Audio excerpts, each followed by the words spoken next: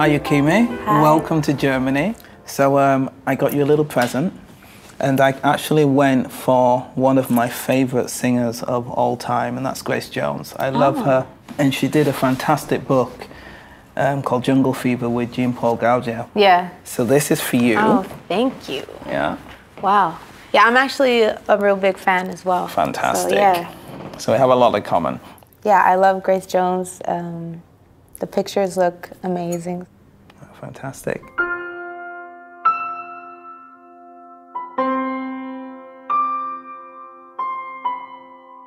So have you been to Berlin before?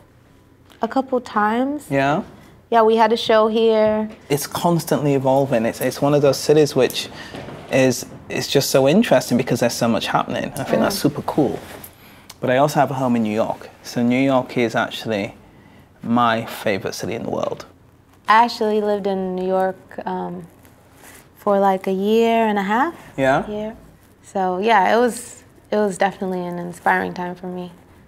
I don't know what it is about that city, but it's the most international city that I've ever been to in my entire life. And no matter what you are, what you want to be, what you want to do, it's just fine in New York. And this is really cool.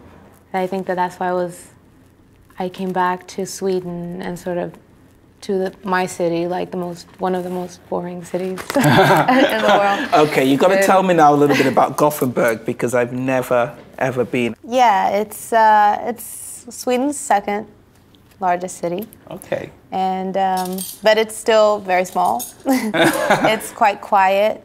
So when I'm home, I'm like, I want to be in the studio. I want to be creative. Sure.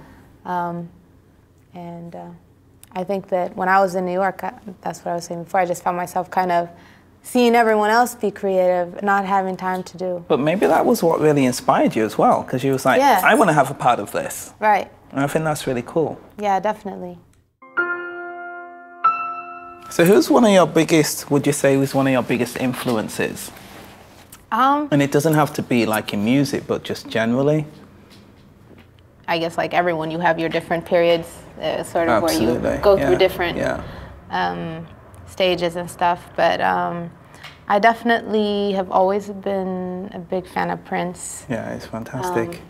I remember listening to him sort of when I was like 13, 14, and just like, I don't know, I'd get lost in his songs. I'd play the same one over and over and over like 20 times in my room, crank it up. Yeah. So I have a little gift for you. Thank you. I love presents. Here you go. Thank you very much. Oh, nice. Wow.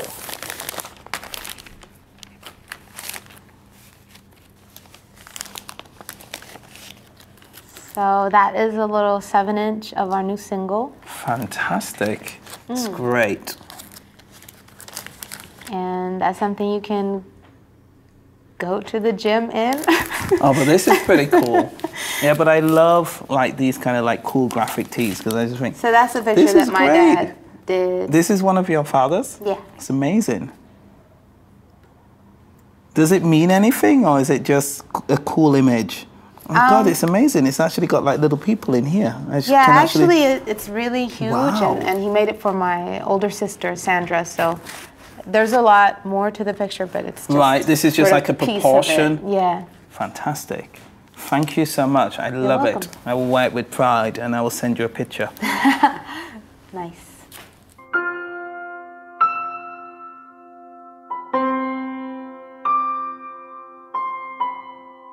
So do you ever get like, you know, you're getting really well known and actually quite famous, which I think is wonderful. Do you ever get concerned that it's kind of affects you or maybe, you know, you have to then go commercial because there's such pressure on you and, you know, how do you deal with that? How do you say, this is my creativity, this is where I started and this is what I want to retain?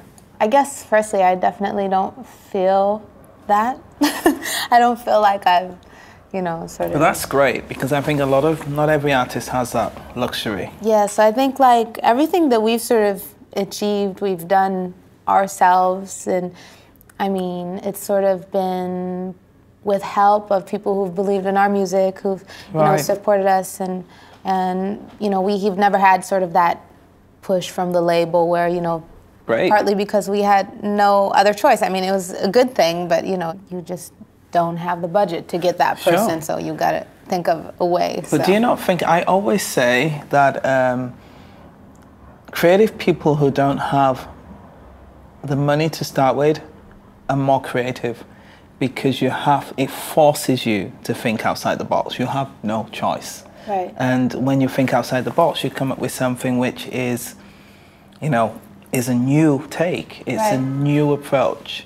Definitely. Whereas if it's all laid on for you, you just take it because it's already processed. So I think that's been an advantage for you.